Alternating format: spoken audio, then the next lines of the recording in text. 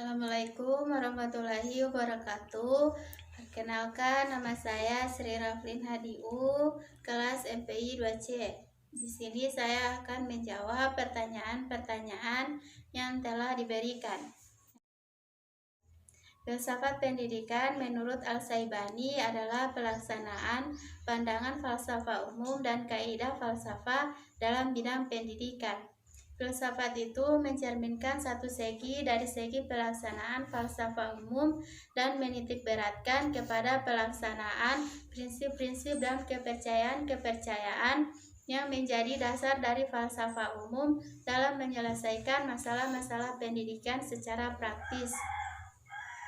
Sebagaimana halnya filsafat umum, filsafat pendidikan bersifat spekulatif, preskriptif, dan analitik.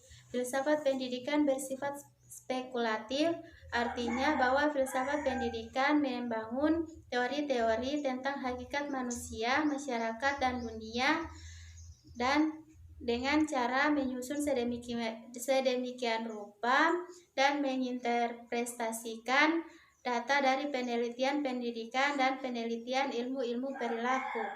Filsafat pendidikan bersifat preskriptif, artinya filsafat pendidikan mengkhususkan tujuan-tujuannya, yaitu bahwa pendidikan seharusnya mengikuti tujuan itu dan cara-cara yang umum harus digunakan untuk mencapai tujuan tersebut.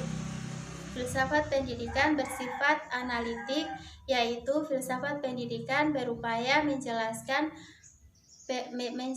pernyataan spekulatif dan preskriptif, menguji rasionalitas ide-ide pendidikan baik konsistensinya dengan ide-ide yang lain maupun cara-cara yang berkaitan dengan adanya distorsi pemikiran.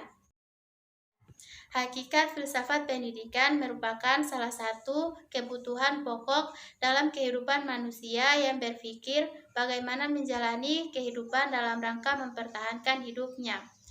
Untuk mengolah akal pikiran manusia diperlukan suatu pola pendidikan dalam suatu proses pembelajaran. Daniel mengatakan filsafat pendidikan memiliki tujuan sebagai berikut.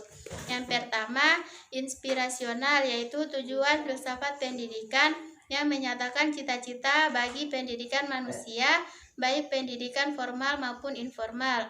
Yang kedua, analitik, yaitu memiliki dan menemukan dan menafsirkan makna dalam percakapan atau bahasa dan praktik pendidikan.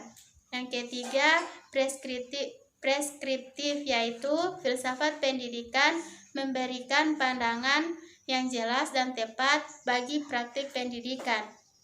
Yang terakhir, investigasi, yaitu tujuan filsafat pendidikan menyelidiki kebijakan dan praktik pendidikan yang diadopsi. Yang pertama, mahalnya biaya pendidikan.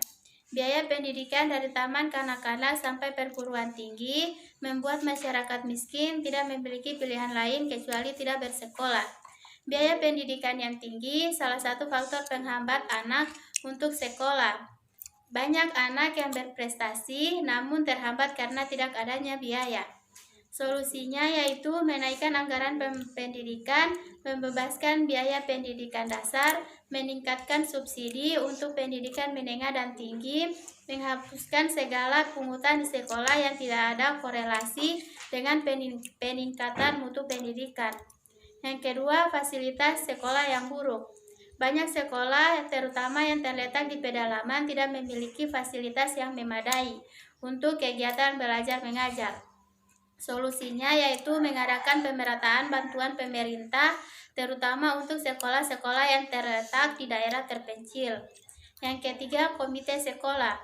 Beberapa sekolah menyalahgunakan wewenang dengan membebani kebutuhan sekolah kepada orang tua siswa. Solusinya yaitu keperluan siswa di sekolah harus bersifat transparan dan sekolah harus menghilangkan fungsi mencari pendanaan dari orang tua siswa. Baiklah, sekian dari saya. Lebih dan kurangnya saya mohon maaf. Wabillahi taufiq walhidayah. Wassalamualaikum warahmatullahi wabarakatuh.